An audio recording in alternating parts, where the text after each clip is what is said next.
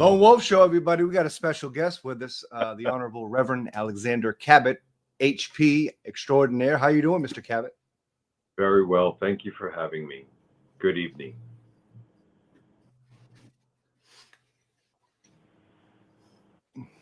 This is a lovely opportunity to actually share that percussion energy with both of you, with my Brazilian Cabot crest drum here, as everyone can Beautiful. see. It's very nice. Where'd you get it?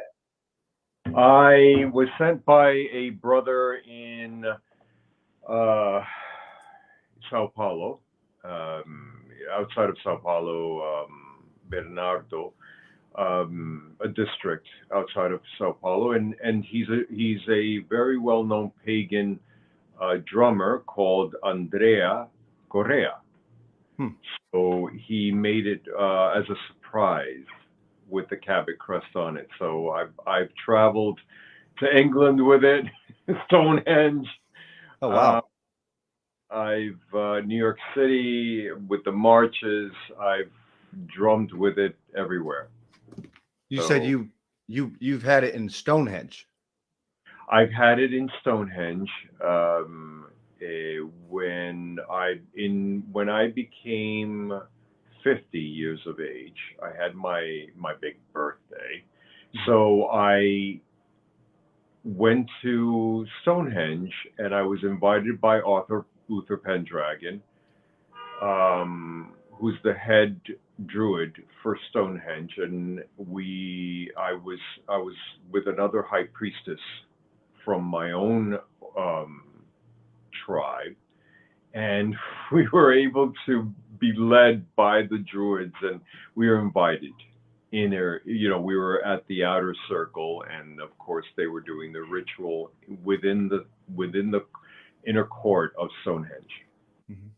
What part of the wheel were you on at Stonehenge? I think I was facing east. I think we were facing east, and it was great. It was autumn equinox because I'm a Mabin baby, and so it was autumn equinox, and we were having such a lovely time. It was my first experience with Stonehenge, and it was mesmerizing. I'm being led by the Druidic order into when English Heritage actually opened up the gates and led the Druidic order in, and then entering the grounds itself, and then towards the stone circle, the Neolithic site.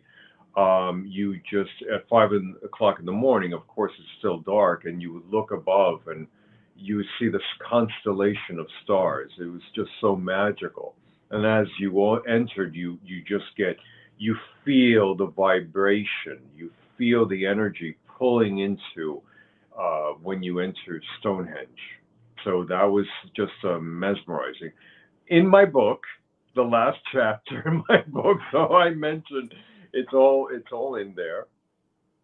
So that was a memorable sight that an experience that I'll never forget. So yes, Stonehenge, the Druidic order of Stonehenge. It's just an amazing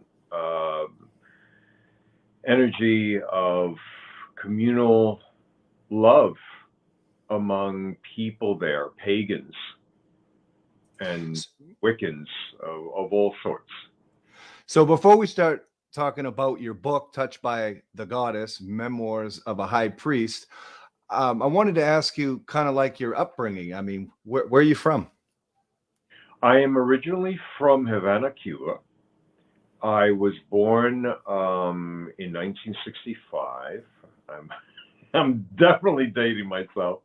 So being in South America, in the Caribbean, of the key of the Gulf, as they called it, the Grand Dame of the Caribbean, which was Cuba. I was born in Havana, and there was a revolution going on. I was in the midst of being born within that revolution. So in my book, within the prologue, I start with the Bay of Pigs. I start with the historical Bay of Pigs and how my father was a dissident and how it catapulted for us. And I elaborate on the whole history and storytelling of my exodus as a refugee to the United States. And obviously, I was 16 months old. My mother brought me to the States. My father had to be left behind because he had to serve the militia, the military obligation towards the state, because it was a communist doctrine at the time. So I was involved in, in that as a boy, being catapulted from the Caribbean to the United States, and we landed in New York because my grandfather, my biological great-grandfather, lived in Queens, New York. So that's how it all happened. And little did I know, being raised in a very magical family, I was involved with so many Masonic, spiritualism, as they call it, or spiritist of the order of Allan Kardec. So that actually gave me a awareness as a little boy to know that there was more than the Abrahamic faiths that we were being programmed in. So obviously, that lineage of men in my family, there were 5 men in my family that were of the Masonic order, gave way to what I am today, searching for more than the dogmas and tenets of those Abrahamic faiths. And today, I am now part of the Cabot tradition and Reverend High Priest of the Cabot Kent Hermetic Temple in Salem, Massachusetts, as well as an elder here in New York, where I bring the tradition as an ambassador, and I teach and guide, and hopefully an inspiration for many. And so now, in 2014, that I became the ambassador for the tradition in Brazil has segued to become an ambassador for many places. So I've now taught in Brazil, not only in Brazil, but in Peru, now in England, hopefully many more places to go, New York, even in Florida, so, and in Virginia. So there's many opportunities for me to spread the love and the rights of the goddess among so many seekers that are out there today. In the comment section, watching with us, Melissa Anderson says, "Howdy, Alexander." And hello, I owe you a phone call. It's been so long. I hope you're well, and I love you. It's been a long time. We need to catch up. And also, Sarona Rose says hello. Sarona, my love to you always. So dear. So, Mr. Cabot, when you did this transition from, you said, Cuba, and your transition to the States, how did the transition go from your family's involvement in the occult into the American lines from the old country of Europe? How did that transition, like, how did you get in touch with those people? Was it just kind of a like attract like situation? No, it's just a normal transition of an individual's evolution.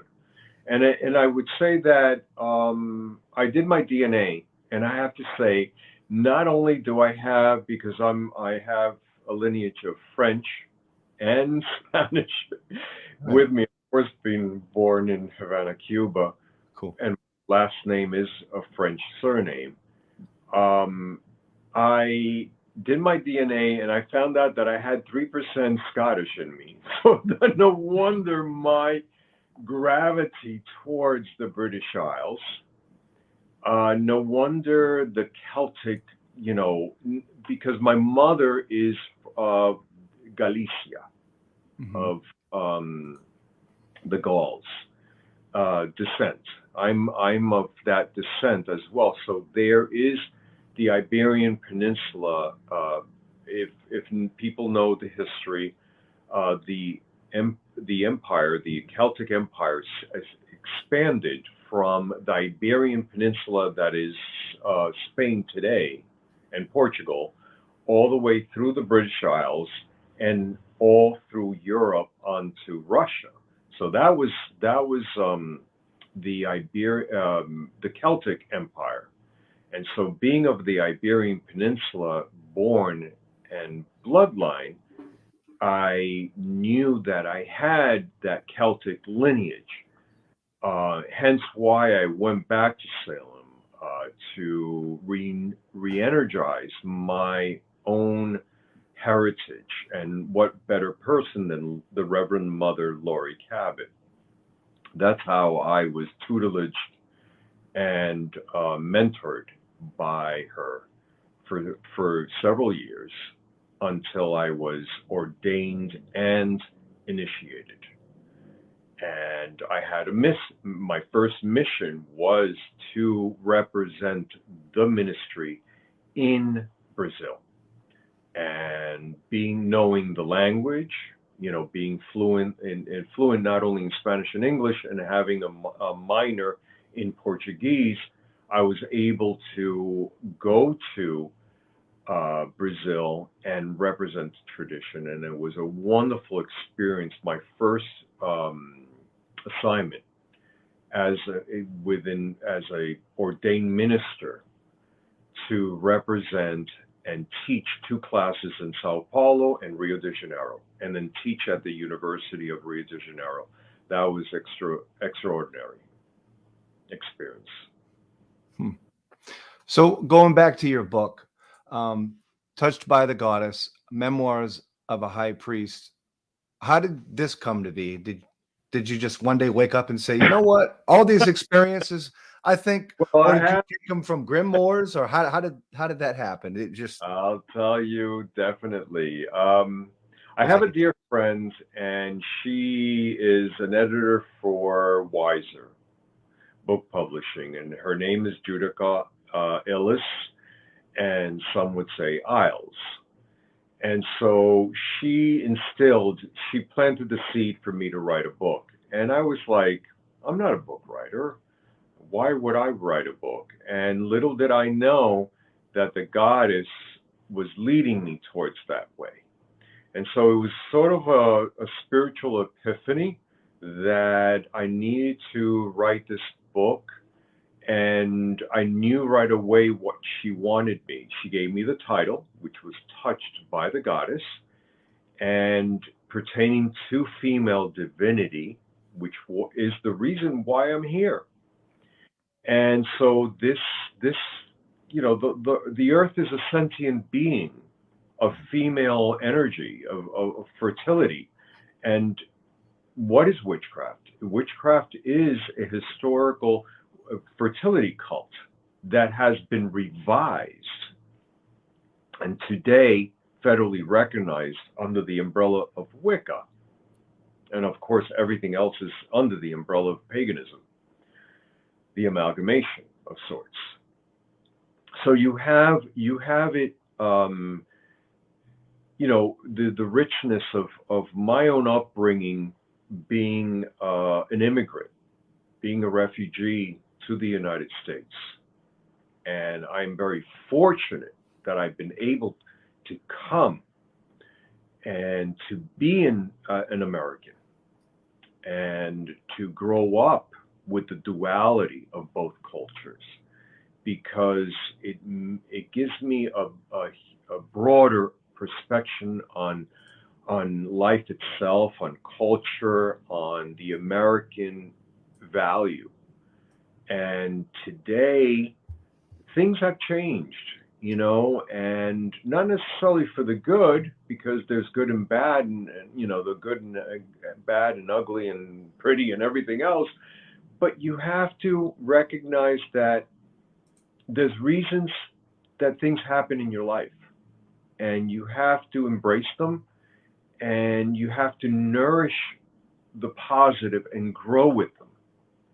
And so I did. And today I never fathomed that I would be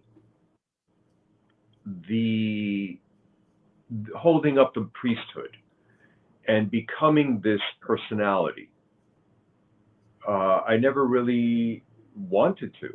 It's just that the goddess has made me an instrument to do so, to serve not only the public, our community, and to teach the future generations.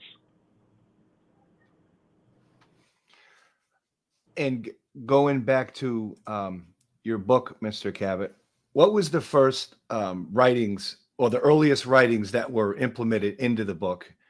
And after that, I'd love to hear where we can find this book. Well, you could always put the link on your show here, and it's on Amazon, it's on Goodreads, it's on Target. It's it's so many platforms that you could buy it from. But also on my website, alexandercabot.com, you could find not only my book, but also the other two books that I've published of a very dear friend of mine who's Lady Rhea.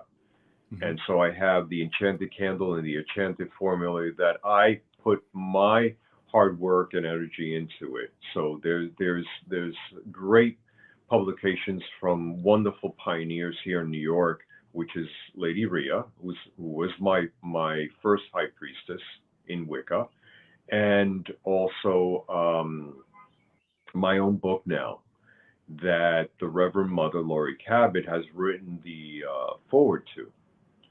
So the book starts off with the foreword from Laurie Cabot, and then it goes into the prologue, which is my humble beginnings as a immigrant, as a American citizen, a youngster growing up, acclimating himself, becoming not only an American, but the duality of his native culture and balancing the two.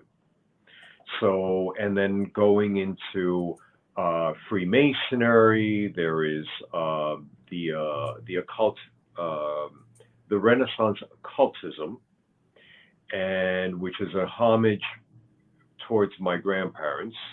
Mm-hmm. Wonderful read, wonderful chapter where so much important historical facts are given. And then there is the homage to Aleister Crowley.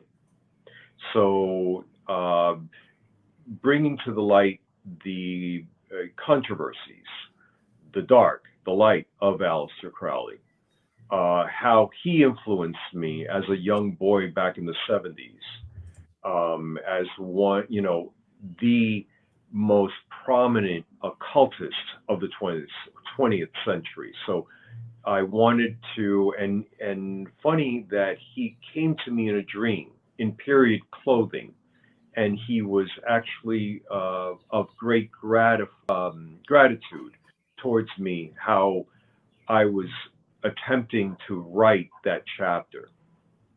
And then the historical facts are given by a very good friend of mine who is a Aleister Crowley expert in Scotland, and his name is Aaron Paramore. And so he lends in an exclusive work towards my book. And that's in the Aleister Crowley chapter.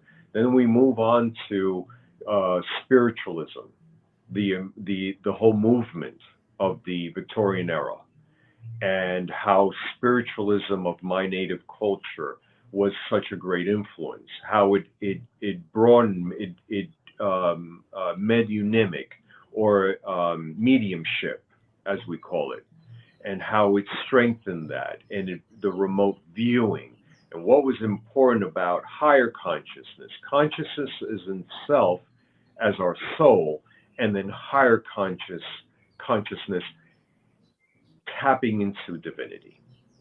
So this is something that I go into spiritualism and then move into the African diasporas as Santerian and Palo Mayombe, which are interesting reads and quite exotic for people that are not familiar with it.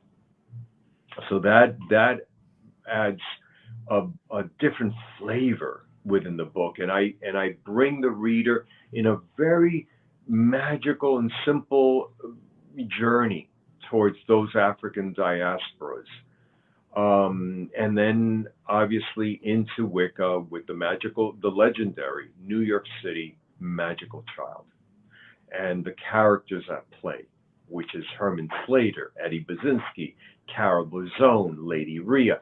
So I even the Welsh traditionalists, which I was humbly initiated into in the 90s.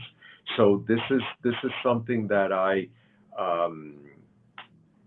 lead the reader into the pioneers of New York City within Wicca. You know, Raymond Buckland, the Sword of Gardner, Herman Slater, magical child. You know, it's so much details within the book that I was dissecting it thoroughly in order to deliver not only sentiment, but also correct fact. And it took a year and a half for me to do that. Every weekend, I dedicated my life towards this book because it was an inspiration that was initiated by many. And then I knew with COVID, when I was in Brazil at the time, and when COVID hit, and I knew that I needed to do it now or never. And I did.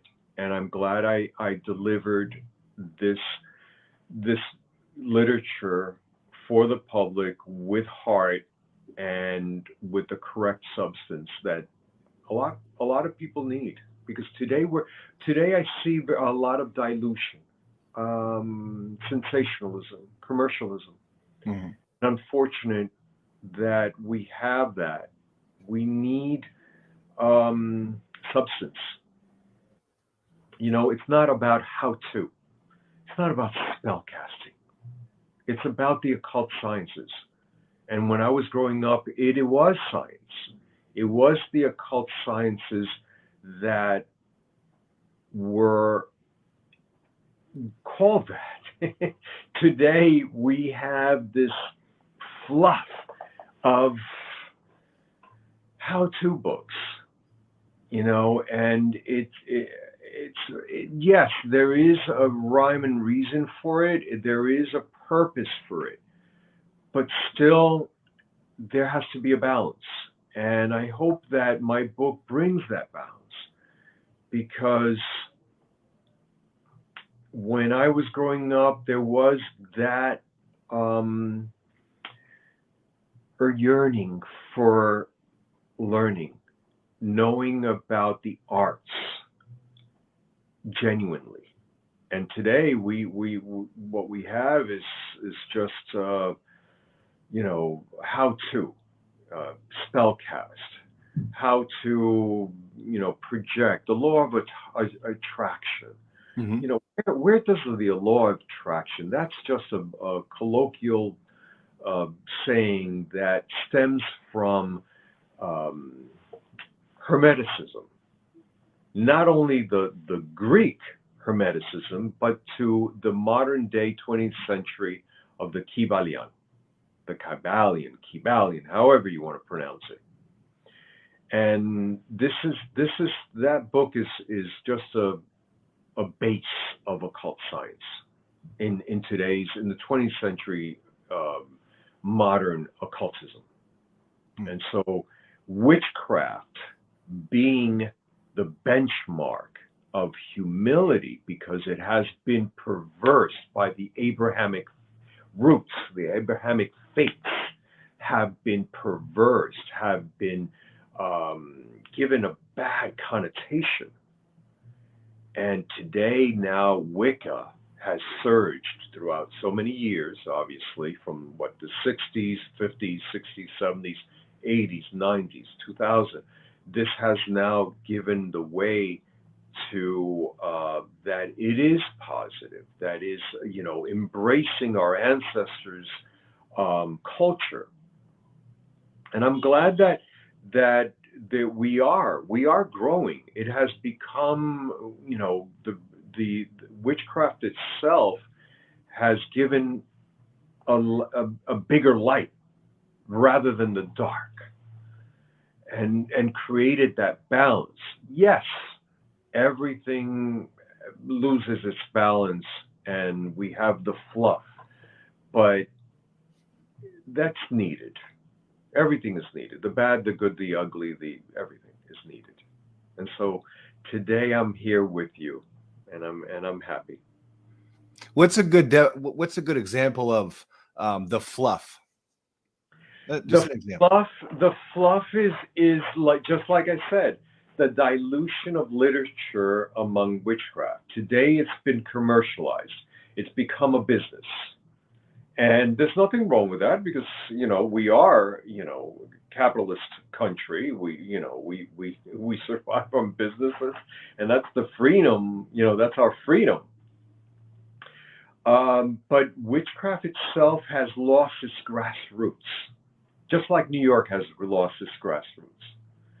And witchcraft is not what I grew up, with the occult sciences, that bona fide richness of these pioneers that gave way in New York City, just like Herman Slater.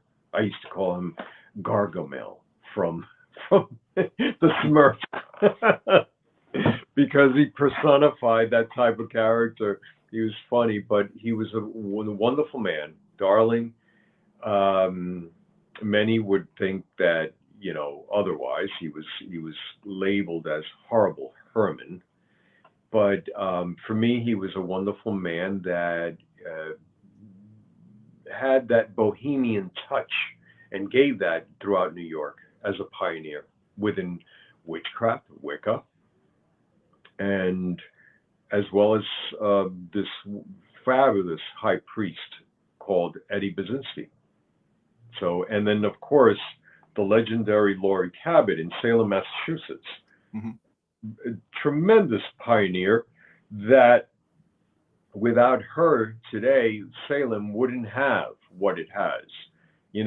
Just recently I saw that they have a billboard, when you come into Salem, where the witches of Salem greet you. Good old Christian Day. And would you ever think back in the 70s that would happen? No way. No. All of a sudden, 2022, we have billboards that the witches of Salem welcome you to Salem, Massachusetts. Why not? It is definitely amazing. So that's the growth. So you have the bad, the good, the ugly. Like I always say, that you have the positive, but then you have certain negatives that, yes, there's the dilution, the commercialism, the fluff, as I call it. I kind of between Melissa and I, we've labeled the McWiccans. So it's like fast food, Wicca. So it's not about that. You have to put the right. You have to put the energies, the work into it, just like anything. Right. How much do you think that the New Age movements have have had an effect on what is Wicca or the craft? Do you think that's diluting the craft? Absolutely. Gardner never thought that it would be colloquialized as Wicca. I don't even think that he would have even approved. They called it witchcraft, and it was a fertility cult, and it was the New Forest, and it was his own invention that he designated with certain roots from Masonry, from Rosicrucian, from many esoteric organizations. He developed what we have today as Gardnerian. Mm-hmm. And of course, from Gardnerian stemmed Alexandrian. Yep. And then from there, in America, we have now so many. I believe that the most known within Wicca would be Correllian and Cabot with American traditions. I believe there are others, but in the top of my head, I think that's the most known, internationally. The Correllians and, of course, the Cabots. But there are other traditions that do correct theology and system towards and an honor towards the goddess. Do you think that you mentioned the Correllians and the Cabot tradition? Do you think that it's because these particular traditions have been public? And do you think that there's traditions that are not so much public? Yes, and that they have been public for many years. You have the great Laurie Cabot from Salem, who popularized witchcraft in America and gave way to what we have today. So not only in Salem, but throughout the country itself. So when I go to England and I go, let's say, to the Netherlands, and the Cabot tradition is known by many practitioners. Very, very intriguing. You spoke of the New Forest Coven in Europe. As far as the New Forest Coven goes, I've heard that New Forest, they still have an active New Forest Coven over there, but it's not the same New Forest Coven that was once was. Also, I've heard of a name that pops up in a lot of different books, Far and Far's book in particular, where it talks about a woman by the name of Dorothy Clutterbuck. And Dorothy Clutterbuck seems to be, some people say that she's factual and some people say she's non-factual. What's your opinion on Dorothy Clutterbuck? I don't have one because I don't have the data. And I would say that Janet and I will be meeting this June in Nuneaton, England. So I'm happy to say that I'll be meeting the great lady, Janet, and there's a lot of questions that I would have for her. So that's one of them. And also, I have Philip Heselton, who is an author within my publishing company, and he has a great book out of the New Forest, or the history of the New Forest. So that's something that if readers are interested in, should go on Phoenix Flames Publishing, and that's an English, Nottingham's publishing company that carry not only Philip Heselton, but carries Patricia Crowther, who was Gardner's first high priestess, one of Gardner's first high priestess, and then also Moira Hutchinson, and they've now have another author beside myself. I'm the only American author that they carry. Very cool. Very cool. They say that the craft is an art form where Wicca is more of the religious undertones of the craft. Is that true? I would say that witchcraft is a science, just like Laurie Cabot would always profess. Witchcraft is a science, an art, and a religion. And I go by that coined saying that she has professed throughout the years. An art form is any culture. I think that Wicca is the modern amalgamation, and witchcraft is the ancestry, is pertaining to the medieval, the Iron Era, and also dating back to its roots of Celtic lore. So witchcraft is, you see, religion is human. Religion is man-made.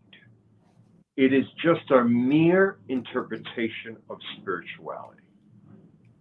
So there is a, we are in when it comes to humanity, there is a chain reaction. There is a borrow and growth of sorts. So you have from the Sumerians, from southern Mesopotamia, to the Egyptians, to the Greeks, to the Romans, to the Byzantine era. So you have a transition of infusion, of growth, of evolution, and that ideology travels with it. So art form is culture. It's part of culture. Even pop culture today for us, you know what I mean? It's like I'm learning about the Kardashian with the iconic dress of Marilyn Monroe, and I'm learning about how she gingerly kind of went into the dress, and it's an icon. And some are naysayers that are saying, how dare she do that because it's an iconic dress. There had to be supervision. There had to be some sort of policy and administration to govern that. So yes, the dress is iconic, but it's an art form. So witchcraft today is an art form. Wicca is an art form. I think everything's an art form. It's part of culture. It's part of humanity. Mm-hmm. All really good answers.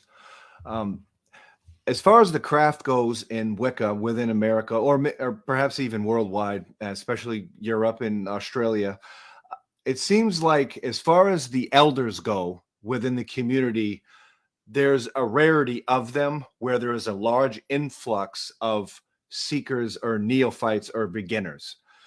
What would be your advice to those that just kind of picked up Wicca new, where they may not have access to the elders? I would say be mindful. Mindful. Because there are charlatans, and today we see that. We see the abuse on Instagram of people copying other elders' website and using them for their own gain. So I say be mindful, question. Do not dive into the ideology or their system. Be very careful, because with the accessibility of the internet, of our technology today, there is abuse. And so I would say be mindful, but to reach out to those that are there for you, like yourself, like your lovely lady there, and myself here. So there are people that genuinely care about our community and the growth of it. Another question I'd like to ask you about it has to do with I want to say journeying and using like specific herbs like ancient trumpet or peyote to achieve alternative states of consciousness. Do you think that is appropriate for the craft? No, You don't. that is something individualistic. That is something that has to be under supervision.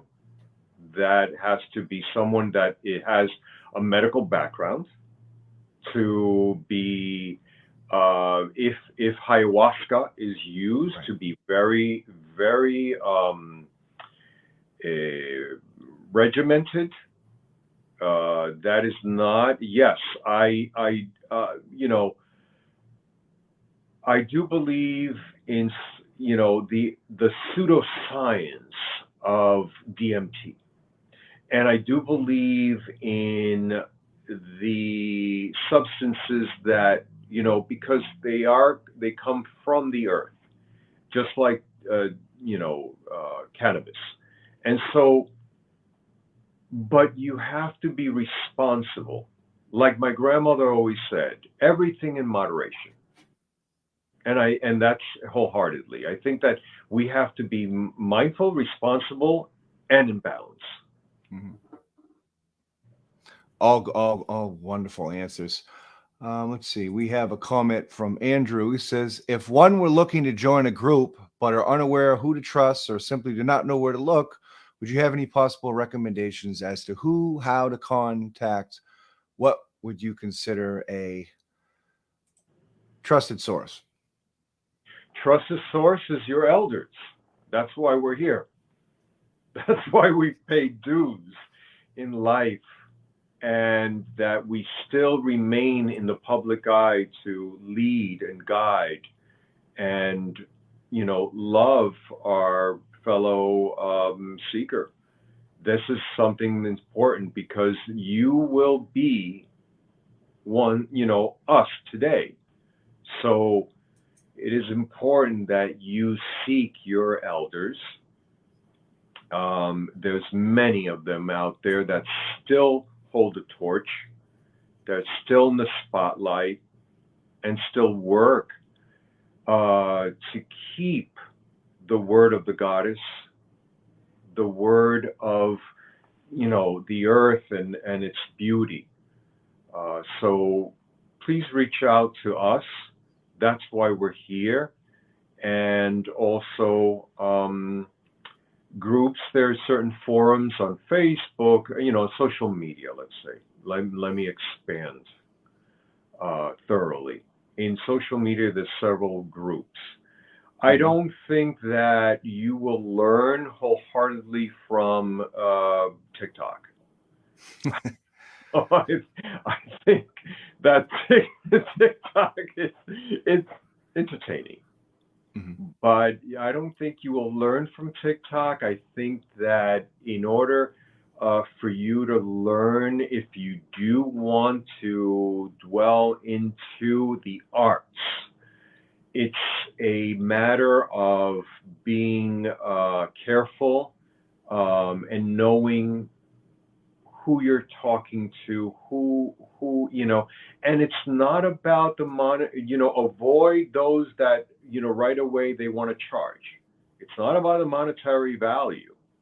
It's I am here to lead, to direct people of like-minded and of good heart. But it's there are those that are challenged.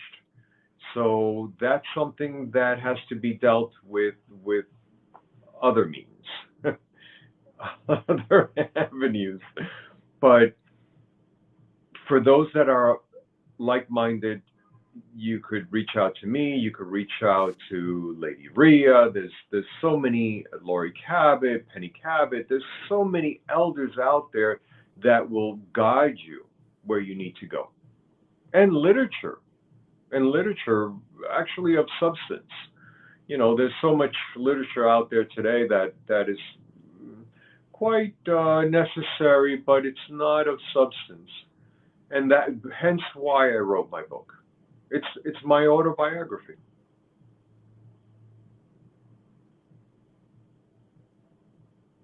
I've lost your voice.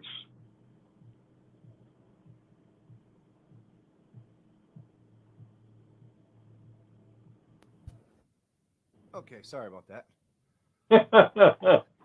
We're back. Them gremlins are all around. We call them gremlins. So we can find your autobiography. We can find it on Amazon.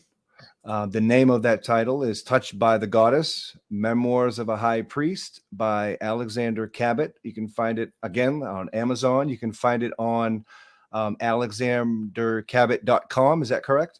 Correct. alexander.cabot.com. That's my website. You will actually learn more about myself. There is a portion of the website that will lead you into the other publications that I've done for my great friend and also myself. And before we went live, we were talking about that you also had another podcast that you're a part of and that you're the co-host on. Can we shoot that out there too? That way our viewers might be able to get some more of Alexander Cabot if they're, fancying a lot of your rhetoric, which is brilliant, by the way. Definitely. That's a platform that I use and I devote myself to give to the community by educating. How? By bringing guest speakers. We just joined Llewellyn Publishing, and so we have like 9 authors that we are listed. We're showcasing them on our show. So it's called This Old Witch, and it's my dear friend Eddie Massey, who is the host, and that's his baby, which is This Old Witch. I'm just the co-host, and it has now, since COVID, these 2 years that we've had our anniversary issue, it has been amazing. We've had foreign speakers to local domestic speakers. Sasha Grahams. We've had just recently, last Saturday, I had Deborah Blake from Llewellyn. We've had from Susan Marie Paramore from England, Arthur Pendragon, Oberon Zell, Selena Fox, Reverend Don Lewis. We've had so many beautiful elders and important people in our community. Is this on YouTube? This is on YouTube. On YouTube, okay. So we've been running for 2 years now. I'm there, man. This Old Witch podcast is just, it has grown. We've even landed with our own merchandise. It's unbelievable. I never thought that something that Eddie came to me and asked me to do with him, and I said, okay, fine, I will. And it has just amounted to such popularity and necessity, because it's just such a great educational platform for people to actually tap into not only witchcraft, but there are also other systems that, like the supernatural. So we're happy to provide this bi-weekly podcast and it's run through so many platforms. It's Spreaker, iTunes, YouTube, Facebook, Instagram.